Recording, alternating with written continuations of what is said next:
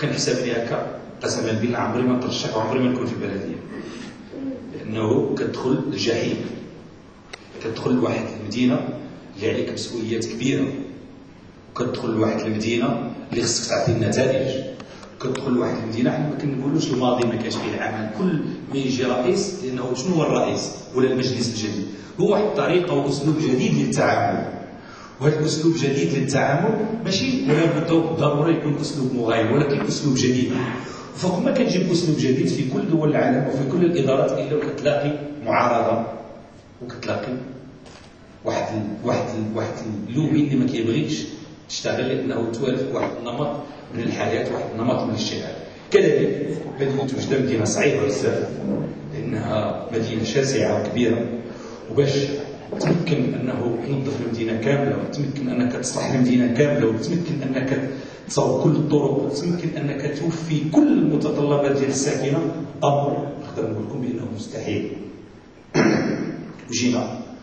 وجبنا واحد المخطط، وبدينا نحاولوا اننا نديروا التغيير، ولكن الى يومنا هذا مازال نقول لكم بانه المسؤوليه صعيبه بزاف.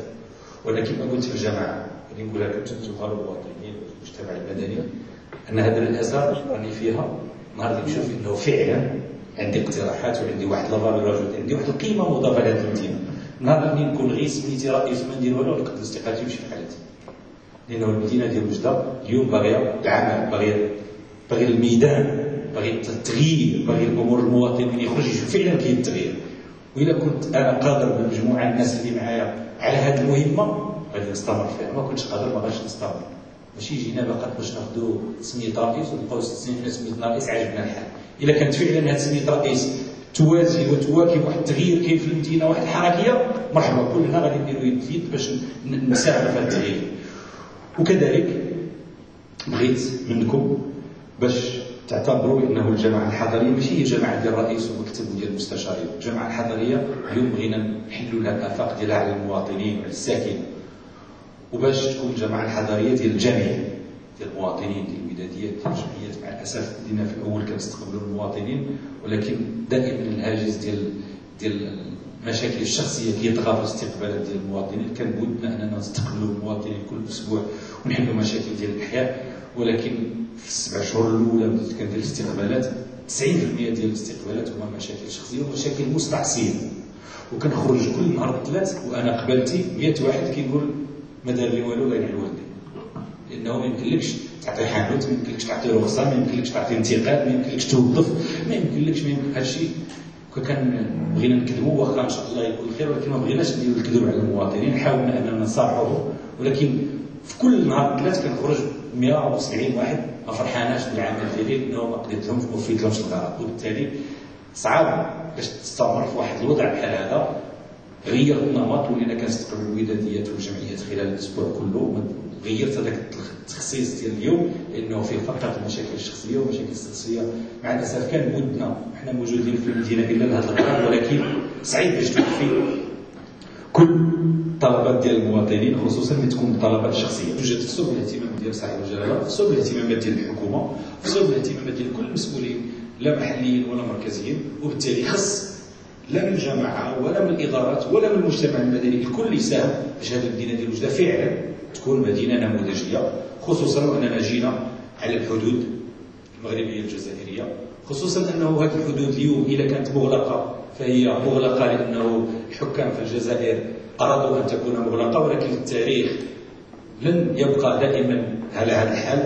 غادي يجي واحد النهار غادي تفتح الحدود، وغادي يجي واحد النهار ان شاء الله اللي غتولي وجده عاصمه المغرب العربي، وغادي يجي واحد النهار وغادي تعرفوا وغادي نعرفوا وغادي يعرف الجميع علاش وجده تقاطع الاهميه، لانه وجده عاصمه ديال المغرب العربي، وجده غتكون عاصمه ديال الاستقطاب ديال كل الشعوب المغاربيه، وبالتالي غادي تكون مدينه وجده هيئت نفسها وهيكلت نفسها ووجدت نفسها ووجدت اليه الاستقبال لهذه المهمه اللي ان شاء الله غادي تكون عندنا. يمكن حنا نموتوا، يمكن نعيشوا، ولكن غادي يجي واحد النهار اللي غادي تفتح الحدود، غادي يجي واحد النهار اللي الجزائر ما غتبقاش هذه النظره اللي عندها على المغرب العربي، والقضيه الصحراء ان شاء الله غادي تحل، وغادي وجده ترجع فعلا عاصمه. هي الطريق ما بين وجده والسعيديه، بمعنى المنطقه الشرقيه كتعرف واحد التغيير كبير وجذري، وهذا التغيير هذا عنده واحد خط واحد، وهو هذه التنمية، هذه المنطقة الشرقية تكون نموذج للتنمية ومنطقة. وفعلا نجحت الدولة ونجحنا كاملين أنه ما بقى حتى واحد فينا حديث المقاهي وفوقاش تحل الحداده مع الجزائر، لأنه من تحل الحداده غادي يجي الخير. كلنا نسينا بأننا كنسكنوا حدا الجزائر، كلنا دورنا وجهنا من الجزائر إلى المغرب، وكنا عطينا بظهرنا للجزائر، لأنه التنمية والحدود تفتحت مع المغرب ماشي مع الجزائر، والتنمية جاتنا من الجهة ديال المغرب بفضل الزيارات ديال صاحب الجلاله. هذه بهذا المخطط، وكنا نعرفوا القيمه اللي اليوم عند وجده. صاحب الجلاله ملي كيجي لمدينه وجده وكيجلس الشهر بمعنى راه كيعطيها قيمه. صاحب الجلاله ملي كيجي لمدينه وجده ويستقبل فيها الوفود الاجنبيه بمعنى عطاها قيمه، لان وجده ولات مدينه في مصاف المدن الكبرى. وبالتالي خصنا كلنا نشتغلوا على هذا المقترح ديال المخطط الجماعي باش فعلا مدينه وجده ما تبقاش فيها جوج ديال الظواهر، مدينه مستفى، مدينه صلبه فيها الشوارع الكبرى، ومدينه كتعرف الحفار خص يكون مدينه فيها انسجام بين الاحياء، انسجام بين الشوارع، انسجام ما بين السكان. كاين فعلا في كل مدن العالم احياء فقيره واحياء غنيه، ولكن ماشي بهذه الفوارق كلها اللي كاينه في مدينه وجده. ولهذا كلنا خصنا نتعاونوا، الاراء كلها مقبوله، الاراء كلها احنا مفتوحين على كل الاراء، احنا مفتوحين على كل الاقتراحات اللي من شانها انها تطور المدينه ديالنا كاملين.